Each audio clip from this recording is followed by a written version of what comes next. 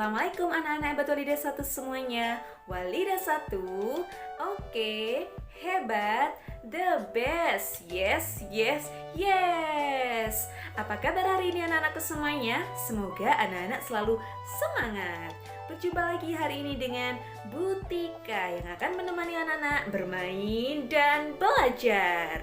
Oke, sebelum beraktivitas, mari kita berdoa bersama-sama dulu ya. Diikuti Butika. Berdoa mulai. Bismillahirrohmanirrohim. Rabbi zidni ilma warzuqni fahma. Artinya, ya Allah, tambahilah ilmuku dan berilah aku pengertian. Amin. Sayang, hari ini adalah hari Jumat, tanggal 2 Oktober tahun 2020, di mana hari ini anak-anak akan belajar dengan tema yang masih sama dengan kemarin, yaitu tema lingkunganku, mengenai ruangan-ruangan yang ada di dalam rumah. Sekarang Butika ingin bertanya kepada anak-anak, kira-kira anak-anak masih ingat tidak ya, ruangan apa saja yang ada di dalam rumah? Kita sebutkan bersama-sama yuk.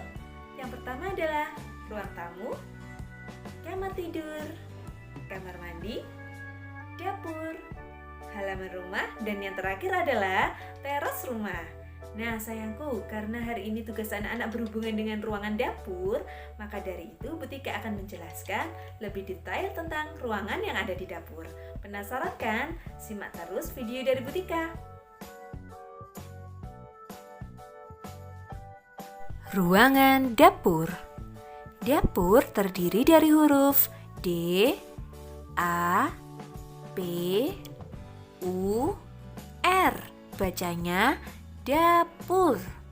Fungsi ruangan dapur adalah suatu ruangan yang ada di dalam rumah di mana suatu orang melakukan suatu kegiatan memasak makanan, menyiapkan makanan, dan tempat menyimpan bahan-bahan dapur. Dapur juga sebagai tempat untuk mencuci sayur dan peralatan alat-alat makan. Alat-alat memasak apa saja ya yang ada di dapur? Kita sebutkan bersama-sama ya. Yang pertama adalah kompor. Kompor merupakan alat yang digunakan untuk memasak makanan. Kompor menggunakan api, fungsinya agar makanan cepat matang. Yang kedua adalah wajan. Wajan merupakan alat yang digunakan untuk menggoreng dan menumis aneka macam makanan. Yang ketiga adalah panci. Panci merupakan alat yang digunakan untuk merebus masakan. Yang keempat adalah pisau. Pisau merupakan alat yang digunakan untuk mengiris dan memotong bumbu dapur, sayur, dan buah. Yang kelima adalah spatula. Spatula merupakan alat yang digunakan untuk membalik masakan saat digoreng, dan spatula biasanya dipakai dengan wajan. Selanjutnya adalah rice cooker. Rice cooker merupakan alat yang digunakan untuk menanak nasi. Dan yang terakhir adalah kulkas. Kulkas merupakan alat pendingin yang digunakan untuk menyimpan makanan. Alat-alat makan yang ada di dapur. Yang pertama yaitu piring. Piring merupakan alat yang digunakan sebagai tempat untuk menyajikan makanan. Yang kedua yaitu gelas. Gelas merupakan alat yang digunakan sebagai tempat untuk minum. Yang ketiga yaitu sendok dan garpu.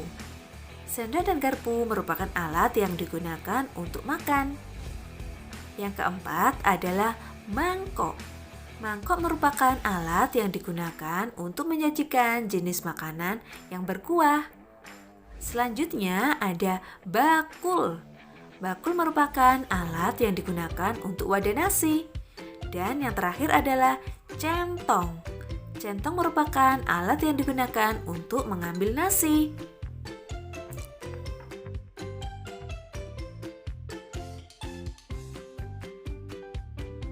Supaya lebih semangat lagi, Butika punya tepuk loh untuk anak-anak. Namanya adalah tepuk sambal. Diikuti Butika ya.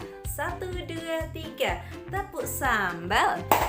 Ambil cobek, isi cabai, ulek-ulek, icip-icip, colak-colek, Huha!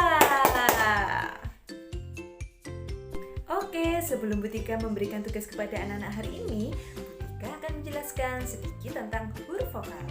Perlu anak-anak ketahui bahwa huruf vokal itu terdiri dari 5 huruf, yaitu huruf A, I, U, E, dan O. Sekarang Butika ingin bertanya kepada anak-anak, dari kata dapur, kira-kira huruf vokalnya yang mana ya? Iya, betul sekali. Pada kata dapur, huruf vokalnya adalah huruf A dan huruf U. Berarti sisa huruf yang lainnya adalah huruf konsonan. Tugas untuk anak-anak hari ini adalah membentuk huruf vokal pada kata dapur. Kira-kira huruf apa saja yang dibentuk anak-anak? Iya, anak-anak membentuk huruf A dan huruf U. Supaya terasa seru dan tidak membosankan, kali ini menulis dan membentuk hurufnya bukan di atas kertas atau buku, melainkan di atas media tepung. Misalnya ada yang bertanya, "Guru, Bu Guru, mamaku tidak punya tepung. Boleh nggak aku menulisnya di atas pasir?" Boleh sayang, anak-anak boleh juga menulis di atas pasir, di atas beras, di atas biji-bijian, ataupun media lainnya yang ada di rumah anak-anak. Berikut contoh video dari Butika. Hal pertama yang perlu kamu lakukan adalah menyiapkan tepung terigu di atas wadah, seperti contoh Butika. Anak-anak juga bisa menggunakan media lain seperti beras, pasir, dan lain-lain. Nah, ini contohnya ada huruf A. Lalu, sekarang kita mencoba menulis huruf A di atas tepung. Langkah pertama, membuat lengkung